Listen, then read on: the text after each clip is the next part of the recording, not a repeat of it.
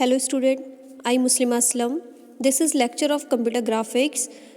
Today we are going to discuss about 3D projection. So in previous lecture आपने viewing pipeline देखी थी. viewing pipeline आपको I hope अच्छे से समझ आ गई हो. अगर आपने 2D viewing pipeline को देखा होगा तो 3D ज़्यादा अच्छे से समझ आ गई होगी. ठीक है, तो आज हम देख लेते हैं 3D प्रोजेक्शन. ठीक है, 3D प्रोजेक्शन में क्या होता है कि 3D प्रोजेक्शन में मैं आपको ज़्यादा इसकी थ्योरी नहीं बताने वाली हूँ. मैं सिर्फ इसका तरीका बता दूँगी. आप इसकी थ्योरी खुद से देख लीजिएगा. मैं आपको नोट्स भेज दूँगी, उसमें आप पढ़ लीजिएगा. ठीक है, तो 3D प्रोजेक्शन जो होते हैं वो आपके 2 टाइप्स के होते हैं. एक होता है आपका पैरेलल प्रोजेक्शन, दूसरा होता है पर्सपेक्टिव प्रोजेक्शन. पर्सपेक्टिव को मैंने ये देखिए कॉर्नर में लिख रखा है पर्सपेक्टिव प्रोजेक्शन. ठीक है, तो 2 टाइप के होते हैं आपके 3D प्रोजेक्शन. पहले देखेंगे हम पैरेलल प्रोजेक्शन. पैरेलल प्रोजेक्शन में क्या हो रहा है कि आपका एक विंडो है जिसको हम बोल रहे हैं 2D व्यू पेन. ठीक है, तो जो आपका 3D प्रोजेक्शन है उसको समझ लीजिए. उसमें क्या होता है कि जब हम 3D व्यू को 2D व्यू वर्ड कोऑर्डिनेट में लेते हैं, किसी भी 3D व्यू को हम जो 2D के वर्ड कोऑर्डिनेट में लेते हैं तो उसे 3D प्रोजेक्शन बोलते हैं या 3D प्रोजेक्शन कहते हैं. मतलब कोई भी आपका 3D व्यू है, कुछ जो देख रहे हो आप 3D व्यू को 2D वर्ड कोऑर्डिनेट में ले रहे हैं तो उसको हम क्या बोल रहे हैं 3D प्रोजेक्शन. तो देखिए ये आपका 2D व्यू है और जो ये ऑब्जेक्ट है आपका 3D ऑब्जेक्ट, इसको आप किस में ले रहे हो वर्ड कोऑर्डिनेट. जो वर्ड कोऑर्डिनेट क्या होता है व्यू प्लेन. व्यू प्लेन में ले रहे हो 3D ऑब्जेक्ट को आप जब ले रहे हो तो उसको हम बोलते हैं प्रोजेक्शन, 3D प्रोजेक्शन. ठीक है, तो ये आपकी लाइन के थ्रू, पैरेलल लाइन के थ्रू आप इसमें बना रहे हैं. अगर आपका x1 y1 है एक अपना पॉइंट तो दूसरा आपका x2 y2 है. जब अंदर की तरफ आप 2D की व्यू पेन में देख रहे हो तो वो हो जाएगा xp1 yp1, दूसरा पॉइंट हो जाएगा xp2 yp2. ठीक है, तो व्यू पेन में कैसे लेके जाते हैं उसको हम बोलते हैं 3D प्रोजेक्शन. तो पैरेलल प्रोजेक्शन में लाइन के थ्रू आप इसको देखते हो. जो लाइन आपकी होती है पैरेलल प्रोजेक्शन में उसे बोलते हो प्रोजेक्शन वेक्टर. उसे हम प्रोजेक्शन वेक्टर से शो करते हैं. ठीक है, कोई भी लाइन होती है पैरेलल प्रोजेक्शन में जो लाइन होती है उससे हम शो करते हैं प्रोजेक्शन वेक्टर से. तो देख लीजिए ये आपका जो मैंने ऊपर एक लाइन बनाई है वो व्यू पेन है. व्यू पेन में आपका जो ये लाइन जा रही है, ये लाइन जो एरो से मैंने लाइन शो करी है, तो ये क्या है परपेंडिकुलर है. ये परपेंडिकुलर है, इसको परपेंडिकुलर बोलेंगे. तो इसको ही बोलते हैं, जो ये लाइन है इसको ही बोलते हैं हम प्रोजेक्शन वेक्टर. ठीक है, जो ये प्रोजेक्शन वेक्टर अगर आपकी लाइन परपेंडिकुलर है तो उसको बोलेंगे हम ऑर्थोग्राफिक पैरेलल प्रोजेक्शन. ठीक है, अगर आपकी कोई व्यू प्लेन पे कोई भी लाइन या लाइन जो भी आपकी प्रोजेक्शन वेक्टर अगर वो परपेंडिकुलर है तो उसको हम बोलते हैं ऑर्थोग्राफिक पैरेलल प्रोजेक्शन. ठीक है, दूसरा आप देखिए, दूसरा ये कॉर्नर में आपकी ये व्यू पेन है, ये एक लाइन है वो व्यू पेन है. उसके नीचे जो आपकी प्रोजेक्शन वेक्टर है, जो प्रोजेक्शन वेक्टर एरो से मैंने शो किया, वो किसी भी डायरेक्शन में नहीं आपको दिख रहा है. ठीक है, तो यानी कि वो परपेंडिकुलर नहीं है, वो किसी भी डायरेक्शन में नहीं दिख रहा है तो वो परपेंडिकुलर नहीं है, तो उसको बोलेंगे हम ऑब्लिक पैरेलल प्रोजेक्शन. ठीक है, तो 2 टाइप के होते हैं परपेंडिकुलर. आपका अगर परपेंडिकुलर है प्रोजेक्शन वेक्टर तो वो आपका कहलाएगा ऑर्थोग्राफिक पैरेलल प्रोजेक्शन. अगर आपका कोई भी प्रोजेक्शन वेक्टर परपेंडिकुलर नहीं है, किसी भी डायरेक्शन में आपको नहीं दिख रहा है व्यू पेन से, तो वो क्या कहलाएगा ऑब्लिक पैरेलल प्रोजेक्शन. तो इसको देखने के लिए हम इसके लिए ट्रांसफॉर्मेशन मैट्रिक्स फाइंड करेंगे. कैसे ट्रांसफॉर्मेशन मैट्रिक्स फाइंड करते हैं वो देख लेते हैं. जब किसी भी ऑब्जेक्ट को प्रोजेक्शन करते हैं तो देखो कैसे ऑर्थोग्राफी का करते हैं. ऑर्थोग्राफी प्रोजेक्शन ये हमने ले रखा है. इसमें पहला है ये आपने सबसे पहले 3D, ये 3D दिख रहा है आपको, ये 3D में आपने विंडो ले रखी है. इस 3D व्यू आपका जो कोऑर्डिनेट है 3D वर्ड कोऑर्डिनेट है, इसमें आपने जो व्यू बनाया है, एक बना है आपका व्यू साइड व्यू. ठीक है, ऊपर इधर जो आपके फ्रंट में बना है, जो आपके 3D ऑब्जेक्ट के फ्रंट में बना है वो आपका कहलाता है फ्रंट व्यू. और ऊपर आपको टॉप पे देखिए हल्की हल्की लाइनिंग दिख रही है. मैंने अच्छे से वो नहीं किया क्योंकि ऑर्थोग्राफिक प्रोजेक्शन बहुत छिप जाता है, इसलिए मैंने हल्का हल्का बनाया. वो आपका टॉप व्यू हो गया. ठीक है, तो किसी भी 3D ऑब्जेक्ट के आपके 3 व्यूज़ होते हैं. एक होता है साइड व्यू, फ्रंट व्यू और टॉप व्यू. ठीक है, तो उस 3D ऑब्जेक्ट में जो आपके साइड व्यू होते हैं, फ्रंट व्यू होते हैं, वो क्या कहलाते हैं एलिवेशन. देखिए मैंने एरो से दिखाया, वो कहलाते हैं आपके एलिवेशन. और जो आपका टॉप व्यू होता है वो क्या कहलाता है, टॉप व्यू जो होता है वो कहलाता है प्लेन व्यूइंग, मतलब व्यूइंग प्लेन, वो व्यूइंग प्लेन कहलाता है आपका. फ्रंट व्यू और साइड व्यू आपके कहलाते हैं एलिवेशन. ठीक है, तो ये ऑर्थोग्राफी प्रोजेक्शन में होता है. कोई भी 3D प्रोजेक्शन कर रहे हैं तो उसमें 3 व्यूज़ होंगे. साइड वाला और फ्रंट वाला व्यू एलिवेशन कहलाएगा और टॉप व्यू जो होगा वो क्या कहलाएगा व्यूइंग प्लेन. तो X P by P coordinate आपको कैलकुलेट करने के लिए ऑर्थोग्राफिक और ऑब्लिक प्रोजेक्शन का एक डायग्राम बनाना पड़ेगा। जो मैंने ये नीचे डायग्राम बनाया उसको देख लीजिए। सबसे पहले आप देख लिए ऑर्थोग्राफिक का। ऑर्थोग्राफिक में आप देख रहे हो ये एक्स वाई जेड आपके थ्री डायरेक्शन है या 3 डायमेंशन ले रखी हैं। एक्स वाई जेड ये आपका पूरा ट्रायंगल है। इस पे आपका जो पी है, आपके जो कोऑर्डिनेट है P X Y Z, P जो आपका वो पॉइंट है वो एक्स वाई जेड है। अगर वो आप परपेंडिकुलर है, परपेंडिकुलर आपकी किससे, व्यूइंग पेन से, अगर व्यूइंग पेन से वो परपेंडिकुलर है, ये 90 डिग्री का वो बन रहा है इसीलिए वो परपेंडिकुलर है। तो अंदर जो आपको विंडो पे मिल रहा है वो पॉइंट पी मिल रहा है जिसके कोऑर्डिनेट है एक्स पी वाई पी। क्योंकि हम 2D में कन्वर्ट कर रहे हैं तो हमें मिलेंगे एक्स पी और वाई पी। ठीक है, एक्स वाई जेड आपके कोऑर्डिनेट थे, वो 2D विंडो में जब वो कोऑर्डिनेट करेंगे या परपेंडिकुलर उसका वो डलेगा तो वो क्या हो जाएंगे, एक्स पी और वाई पी। तो इसके लिए जो फॉर्मूला होगा ऑर्थोग्राफिक, आपके ऑर्थोग्राफिक प्रोजेक्शन के लिए एक्स पी जब उसको प्रोजेक्ट यानी कि क्या करना है, प्रोजेक्ट कर रहे हो, जब आपके पी कोऑर्डिनेट है या पी ऑब्जेक्ट है उसके कोऑर्डिनेट एक्स वाई जेड हैं, वो विंडो पे क्या कर रहे हैं, प्रोजेक्ट कर रहे हैं। यानी कि जो विंडो पे कोऑर्डिनेट प्रोजेक्ट कर रहे हैं 90 डिग्री के एंगल से यानी कि परपेंडिकुलर से, तो आपको जो 2 डायरेक्शन या 2 पॉइंट मिल रहे हैं वो मिल रहे हैं, आपके 2 वैल्यूज़ मिल रही हैं एक्स पी और वाई पी। 2 कोऑर्डिनेट मिल गए एक्स पी वाई पी, तो एक्स पी आपका एक्स हो गया, वाई पी आपका वाई हो गया। ठीक है, ये चीज़ आपको समझ में आ गई, ये ऑर्थोग्राफिक का था। अब हम देख लेते हैं ऑब्लिक के लिए। ऑब्लिक के लिए थोड़ा आपको रोटेशन वाला देखना पड़ेगा, उसमें थीटा और अल्फा ले रखा है। यहाँ भी आपके क्या है, 3 एक्स वाई जेड, आपके 3 वो डायरेक्शन है एक्स वाई जेड, उस पर आपको जो विंडो दे रखी है वो कुछ इस तरीके से दे रखी है। दूसरे वाले में देखिए आपकी ये कुछ इस तरीके से दे रखी है। इसमें जो आपका पॉइंट है, आपको अंदर एक एंगल दिख रहा है, आपको एक एंगल दिख रहा है जो आपका फाई और अल्फा, 2 एंगल हैं फाई और अल्फा। ठीक है, और उनकी जो उनको किसके थ्रू दिखा रखा हमने, एल। मैंने कहा था ना कि 2 आपके कोई भी अंदर कोई एक वो होता है ट्राइंगल के अंदर या कोई आप वो करते हो तो उसमें फाई और अल्फा 2 आपके एंगल है, उस एंगल को एल कनेक्ट कर रहा है, एल डिस्टेंस से हम कनेक्ट कर रहे हैं। एक हमारा फाई है, ऊपर की तरफ हमारा अल्फा, 2 बने, उन 2 एंगल से ही आपका ये एक्स वाई और एक्स वाई जेड आपका ये पॉइंट मिल रहा है। ठीक है, ये पॉइंट आपको दिख रहा है, इस पॉइंट पे जाके ये मिल रहा है एक्स कॉमा वाई जेड।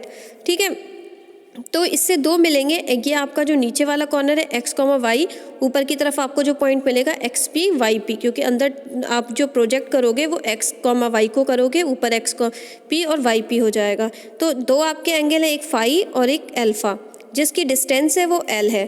तो नीचे का हमारा बेस जो हो गया x1 और ये y1 हो जाएगा। ऐसे हम इसको जब प्रोजेक्शन कर रहे हैं, ऑब्लिक प्रोजेक्शन कर रहे हैं इस टाइप से, तो आप देखिए कि cos फाई आपका क्या होता है, आधार वर्टिकल मतलब बेस अपॉन हाइपोटेनियस। ठीक है, बेस अपॉन हाइपोटेनियस किया तो आप सबसे पहले देखिए एक्स पी आपका जो था वो अंदर की तरफ था, X P is equal to X plus L cos phi. ये कैसे आया, ये आपकी वैल्यूज़ यहाँ से आई, कॉस फाई की वैल्यू निकाली आपने, आधार वर्टिकल मतलब बेस अपॉन हाइपोटेनियस, तो क्या मिलेगा, cos phi is equal to x1 upon L. ठीक है, x1 अपॉन एल मिला। देखिए जी आप ये एक एंगल देख रहे हैं, मैंने बाहर निकाल दिया, उससे आपको ज़्यादा अच्छे समझ में आएगा। x1 अपॉन एल मिला, ये आपको जो बाहर निकाल के छोटा सा एंगल दिखाया उससे आपको मिला x1 अपॉन एल। तो x1 की वैल्यू क्या हो जाएगी, एल कॉस फाई।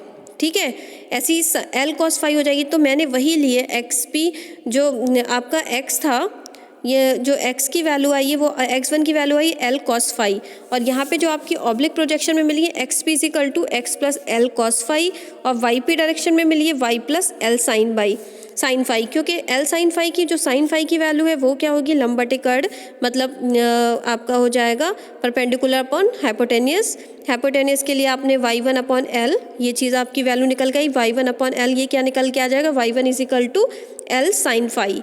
ठीक है, तो एल की टर्म में निकालेंगे इसको, एल की टर्म में इसकी वैल्यूज़ निकालेंगे। तो ये ट्राइंगल हमने जेड के लिए ले रखा है, तो यहाँ से जब बनेगा टेन अल्फ़ा लेंगे तो क्या हो जाएगा, टेन अल्फ़ा का सबको पता होता है कि टेन अल्फ़ा जो होता है sine alpha upon cos alpha होगा, तो उसके लिए आपका क्या हो जाएगा, परपेंडिकुलर अपॉन बेस, तो ये निकल के आ जाएगा z अपॉन एल। इस ट्राइंगल से आप देखिए z आपका इधर है, z अपॉन एल वैल्यूज़ आ जाएंगी अगर आप z के इसमें ले रहे हैं। ठीक है, x की टर्म में, k की टर्म में आपने लिया है इसको, इसकी टर्म में, z की टर्म में, तो एल की टर्म में आपने निकाल लिया इसको, तो एल की टर्म में ये आपका आ जाएगा Z upon L tan alpha की वैल्यू। ठीक है, ये आपने देखिए मैंने पूरा निकाल के रख दिया, एक्स वाई जेड इस पे आपके पॉइंट है और ये आपका एल है, ये अल्फ़ा, नीचे आपका बेस जेड है। ठीक है, तो ये ट्राइंगल निकल के आया tan alpha is equal to Z upon L, ये परपेंडिकुलर अपॉन बेस हो गया। तो ये ऑब्लिक प्रोजेक्शन में आपका भी एल की वैल्यू जो है वो निकल के आएगी Z upon tan alpha, L की जो वैल्यू है वो निकल के I Z upon tan alpha. तो एल इज इक्वल टू आप क्या लिखोगे, जेड एल वन आपने कैसे लिखिया, क्योंकि जेड इंटू आप वन अपॉन टेन अल्फ़ा लिखोगे तो तब भी जेड अपॉन टेन अल्फ़ा आएगा, इसलिए मैंने देखिए आपको साइड में लिख के दिखाया है L one is equal to one upon tan alpha, one upon tan alpha into Z, तो जेड अपॉन टेन अल्फ़ा आ जाएगा, इसलिए ये एल की वैल्यू आ गई जेड इंटू एल वन। हमने वन अपॉन टेन अल्फ़ा को एल वन मान लिया, लेट कर लिया चूँकि। ठीक है, तो अब X P is equal to X P आप निकालोगे, तो एक्स पी हमने यहाँ निकाल के दिखाए थे, एक्स पी क्या थे, X plus L cos phi, तो X P X plus L cos phi, X P और एक्स तो आपका है, एल की जगह आप क्या वैल्यू रख दोगे, जेड एल वन। ठीक है, जब निकल के आई है वैल्यू फाइंड हुई है एल की, Z L one cos phi. ऐसे ही वाई पी आप यहाँ से ले लो, Y P is equal to Y plus L sine phi, Y plus L sine phi लिया। उसके बाद आपने क्या किया कि y की जगह y रहने दिया, l की जगह आपने जेड एल वन ले लिया साइन फाई। अब इनको जो आपके एक्स पी वाई पी निकल के आए हैं, इनको आप होमोजीनियस कोऑर्डिनेट में लिखो। होमोजीनियस कोऑर्डिनेट आप 3D प्रोजेक्शन में देखोगे तो 3D प्रोजेक्शन में आपका X P Y P Z और वन, यहाँ जेड की वैल्यू तो जीरो है तो जेड कुछ है ही नहीं, तो आपके जो इनटू हो रहे हैं वो पुराने कोऑर्डिनेट से हो रहे हैं, एक्स वाई जेड, पुराने कोऑर्डिनेट तो आपके एक्स वाई जेड थे और हमने फोर्थ कोऑर्डिनेट होमोजेनियस के लिए लिया है वन। ठीक है, तो अब इसका मल्टीप्लिकेशन होगा किसके साथ, x के टर्म में आपको मिल रहा है वन, क्योंकि वन वन, x के टर्म में आपको मिल रहा है वन और y के टर्म में आपको वन वन मिल रहा है और वन मिल रहा है क्योंकि x वहाँ दे रखा है, तो एल वन कॉस फाई हो गया, एल वन साइन फाई यहाँ मिल गया और जीरो, z आपको कुछ भी वैल्यू नहीं दे रखी है, जीरो है तो ऑल वैल्यूज z की जीरो हो जाएंगी और वन तो आपने लास्ट में वन दे दिया। निकल के जो आपके होमोजीनियस कोऑर्डिनेट आए मैट्रिक मल्टीप्लिकेशन की, एक्स पी वाई पी और जेड जीरो था और एल जो न्यू कोऑर्डिनेट थे और आपके होमोजीनियस कोऑर्डिनेट में वन आ गया, तो ये वैल्यूज़ आपकी निकल के आ गई, एक्स नई जो वैल्यूज़ निकल के आई वो निकल के आई एक्स पी वाई पी। ठीक है, तो ये वैल्यूज़ आपकी निकल के आ गई ऑब्लिक प्रोजेक्शन से। अब देख लेंगे, ये आपने देख लिया अभी तक, आपने क्या चीज़ देखी, आपने अभी पहला प्रोजेक्शन देखा है, अब आप देखोगे पर्सपेक्टिव प्रोजेक्शन। पहला प्रोजेक्शन में आपने दो चीज़ें देख ली, ऑर्थोग्राफिक पहला प्रोजेक्शन और ऑब्लिक पहला प्रोजेक्शन। अब हम बात करेंगे पर्सपेक्टिव प्रोजेक्शन की। पर्सपेक्टिव प्रोजेक्शन में आप क्या देख रहे हो कि एक विंडो है, विंडो पे आपको ये पर्सपेक्टिव प्रोजेक्शन को पहले समझिए कि होता क्या है पर्सपेक्टिव प्रोजेक्शन। पहला प्रोजेक्शन आपका लाइन के थ्रू हो रहा था, पर्सपेक्टिव प्रोजेक्शन आप पॉइंट के थ्रू देखोगे, पॉइंट से देखोगे, यानी कि किसी एक पॉइंट पर कन्वर्ज होती हुई दिखाई देंगी, मतलब कोई भी लाइन है आपको किसी एक पॉइंट पर कन्वर्ज होती दिखाई दे रही है तो उसे हम उससे सेंटर को बोलते हैं, मतलब जिस सेंटर पे हमें वो मिलती हुई दिखाई दे रही है या कन्वर्ज होती हुई दिखाई दे रही है उसको हम क्या बोलते हैं, सेंटर। तो देखिए ये पॉइंट है, आप बिल्कुल विंडो के बाहर खड़े हो, देखो मैंने जो सबसे पहले विंडो बताया, आप वहाँ से किसी लाइन को देख रहे हो, बहुत दूर लाइन है, तो आप जब किसी भी लाइन को दूर से देखते हो तो वो आपको दूर खड़े होते तो आपको दूर से वो मिलती हुई नज़र आती है। अगर आप ज़्यादा पास आ जाओ, मान लिया ये मैंने जो लाइनिंग कर रखी है, मतलब आप पहले यहाँ थे, आप यहाँ पे थे सबसे पहले, तो सबसे पहले आप अंदर गए, फिर आप यहाँ आ गए वन पे, यानी कि यहाँ से देख रहे हो तो आपको तब क्या हो रहा है, थोड़ा डिफरेंस नज़र आ रहा है, वो इतने पास नहीं दिख रही हैं, मतलब दूर से आप किसी लाइन को देखते हो वो किसी एक सेंटर पे मिलती हुई दिखती हैं, तो उस सेंटर को बोलते हैं आप सेंटर प्रोजेक्शन या सेंटर ऑफ प्रोजेक्शन बोलते हैं, COP यानी कि सेंटर ऑफ प्रोजेक्शन। कोई दो बिल्डिंग आप दूर से खड़े होकर देख रहे हो तो आपको दूर से लग रहा है कि दोनों बहुत पास में, जैसी जैसी आप उसके पास जाके देखते हो तो वो आपको क्या करती हैं, वो मिलती हुई नज़र नहीं आती हैं, वो बहुत दूर होती हैं। ठीक है, ऐसे ही मैंने इसका एक नीचे छोटा भी बना के दिखाया है कि कोई इतना मतलब मिलता हुआ नज़र नहीं आता है, दूर से देखते हैं तो उस पॉइंट पर आपको मिलती हुई नज़र आती हैं। ठीक है, तो इसके लिए हमने एक डायग्राम ले रखा है, ये आपका व्यू पेन है। व्यू पेन पे हमने सबसे पहले आपको एक आपका जो वो है ओरिजिन पॉइंट अभी XYZ 0 0 है। ठीक है, देखिए आपके यहाँ से एक ट्राइंगल बना है जो आपने लिया है P, एक P पे मिला है, एक पॉइंट था आपके पास P व्यूइंग पेन में, वो मिला है आपका D पे जाके, मतलब एक डिस्टेंस पे। तो आपका जो ये एक हमने एंगल बनाया जो X ले लिया इधर, इसको मिला दिया X, और ये जिस डिस्टेंस से जा रहा है X डैश Y डैश और D, Z की जगह हम D ले लें, व्यू पेन पे, और ये एक्स डैश एंगल होगी। तो अंदर हमें दो ट्राइंगल दिख रहे हैं। एक ट्राइंगल दिख रहा है हमें किस चीज़ का दिख रहा है, डी एक्स डैश और एक्स का। एक ट्राइंगल हमें दिख रहा है जेड, मतलब ऑल जो आपका नीचे का बेस है वो जेड है, जेड एक्स, और आपको ऊपर आपको मिल रहा है पी का, जिस पे कोऑर्डिनेट है एक्स वाई डैश डी। तो मतलब सिमिलर ट्राइंगल है, तो इनका रिलेशन जो भी होगा, रोटेशन जो होगा वो सेम होता है। ठीक है, सेम ही रोटेशन निकल के आएगा, क्योंकि सिमिलर आपके दो एक से ट्राइंगल दे रखे हैं। ठीक है, तो इनका सबसे पहले ट्राइंगल देखते हैं कि आपको कैसे निकलता है। X dash upon D, x dash upon D कैसे आया, ये आपने किया जो पैरेलल में था, एक्स था, एक्स अपॉन डी लिया आपने, तो इसकी वैल्यू निकल के आई X upon Z. Opposite side में आपका एक्स अपॉन जेड, दो ट्राइंगल को सिमिलर देख रहे हैं, तो एक्स डैश अपॉन डी आया तो उसका आ जाएगा एक्स अपॉन जेड, क्योंकि बेस जो है उसका जेड है। ठीक है, तो एक्स अपॉन जेड आ गया। X dash is equal to X upon Z into D आपने कर लिया, क्योंकि डी को उधर पहुंचा दिया, तो एक्स डैश की वैल्यू आ जाएगी x upon Z upon D. ठीक है, तो ऐसे ही आप क्या करोगे, वाई डैश को भी ले लोगे। सिमिलरली वाई डैश की वैल्यू भी निकालो, क्योंकि दो ही पॉइंट आपको निकालने हैं, एक्स डैश वाई डैश। तो वाई डैश की वैल्यू आ जाएगी Y dash upon D is equal to Y upon Z. फिर वाई डैश आप बाहर ले लोगे, डी का मल्टीप्लिकेशन कर दोगे वाई अपॉन जेड के साथ, तो Y dash is equal to Y upon Z D मिल जाएगा। तो Z dash is equal to Z मिल गए। ठीक है, जेड डैश की वैल्यू जेड पे आ जाएगी। अब देख लीजिए होमोजीनियस आप इसकी रिप्रेजेंटेशन कैसे करोगे। ठीक है, तो आपके जो कोऑर्डिनेट है एक्स वाई जेड, तो आपने जेड लिया और एक होमोजीनियस के लिए 1 ले लिया, वो मैंने आपको स्टार्टिंग में बताया था। 1 वैल्यूज़ ले ली, तो 1 की वैल्यू जो निकल के आई है वो 1 ले ली, उसको हमने न्यू कोऑर्डिनेट है वो जेड डी ले लिए। ठीक है, मैट्रिक मल्टीप्लिकेशन में, और उसके लिए हमने जब बनाया 1 1, और जेड डी का मतलब 1 अपॉन डी।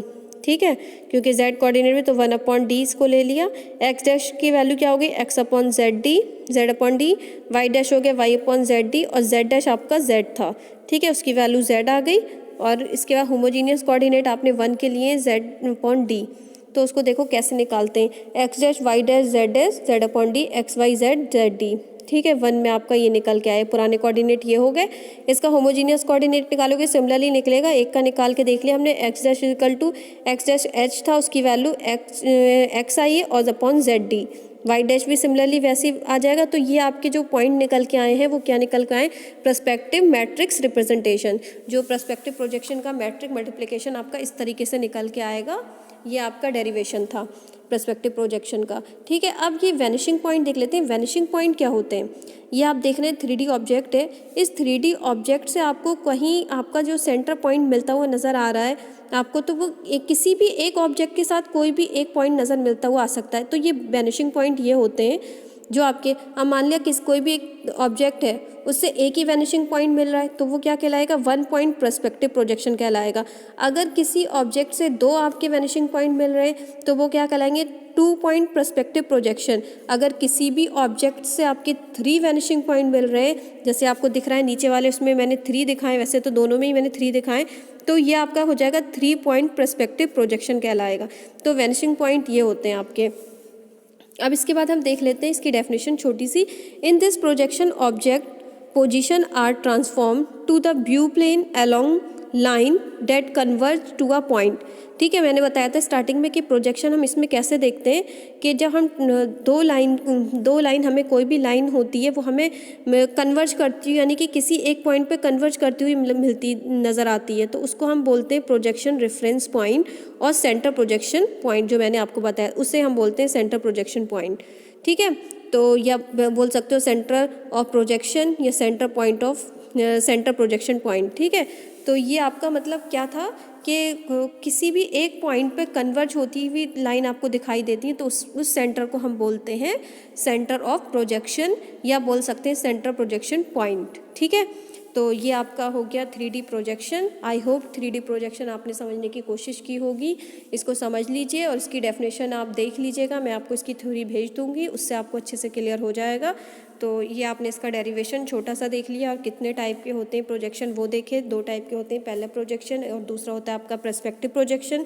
पैरेलल प्रोजेक्शन में भी लाइन के अलोंग देखते हैं कि आपकी कोई कैसे जो लाइन है वो आपका क्या है कि प्रोजेक्शन वेक्टर अगर आपका परपेंडिकुलर है तो वो ऑर्थोग्राफिक पहला प्रोजेक्शन कहलाता है। अगर आपका व्यू पेन से कोई भी प्रोजेक्शन वेक्टर किसी भी डायरेक्शन में नहीं है यानी कि परपेंडिकुलर नहीं है तो वो आपका क्या कहलाता है, ऑब्लिक पैरेलल प्रोजेक्शन। ठीक है, तो इस टाइप का ये आपका पैरेलल प्रोजेक्शन होता था। पर्सपेक्टिव प्रोजेक्शन में आपको कोई भी लाइन किसी भी एक पॉइंट पर कन्वर्ज होती दिखाई देती है तो उस पॉइंट को आप क्या बोलते हो, सेंटर ऑफ प्रोजेक्शन। उस पर आपने वो पॉइंट निकाले, उसकी डेरिवेशन की, तो ये सब आपका क्या था, 3D ऑब्जेक्ट कहलाता है। ठीक है, तो 3D ऑब्जेक्ट ये 3D प्रोजेक्शन कहलाता है। तो ये 3D प्रोजेक्शन आपको आई होप अच्छे से समझ आ गया होगा।